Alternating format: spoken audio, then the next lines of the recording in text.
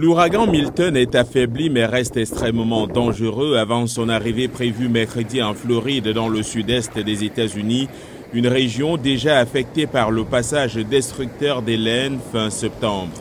L'ouragan Milton a été rétrogradé mardi en catégorie 4 sur l'échelle de Saffir-Simpson qui en compte 5. Il devrait rester un ouragan extrêmement dangereux jusqu'à ce qu'il touche terre en Floride, a indiqué le Centre national américain des ouragans. À Puerto Progreso, au Mexique, des dispositions ont également été prises. Nous respectons les protocoles établis pour ce type d'urgence.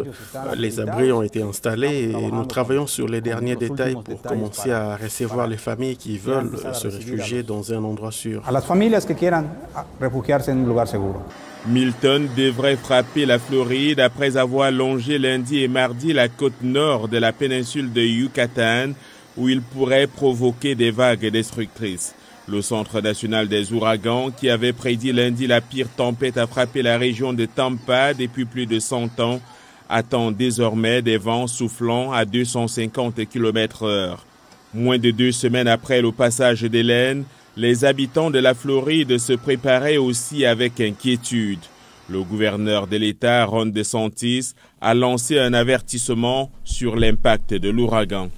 Nous ne pouvons pas contrôler la force ou la faiblesse de cette tempête lorsqu'elle frappera l'État de Floride. Nous ne pouvons pas non plus contrôler la trajectoire de la tempête. La seule chose que nous pouvons contrôler, ce sont les décisions prises au niveau individuel pour se protéger ou protéger sa famille.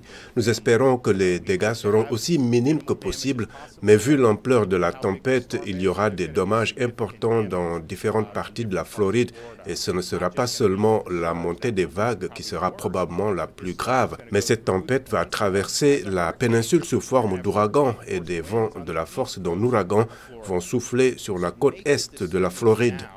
La nouvelle présidente mexicaine, Claudia Sheinbaum, a alerté la population sur la possibilité de pluies diluviennes. Plus tôt lundi, des ouvriers barricadaient portes et fenêtres au Yucatan, les pêcheurs ayant, eux, rentré leurs bateaux au port. Toujours dans l'optique de mieux sensibiliser les populations, la police a fait le tour du port de Progreso dans la péninsule mexicaine du Yucatan pour demander à la population d'évacuer les plages avant l'arrivée de l'ouragan Milton.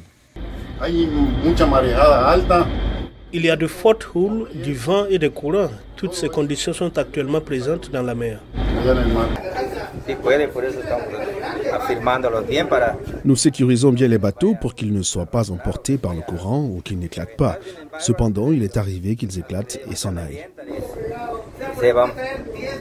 Milton devrait traverser la Floride du sud-ouest au nord-est. Sur les 67 comtés de l'État, 51 sont sous un décret d'état d'urgence.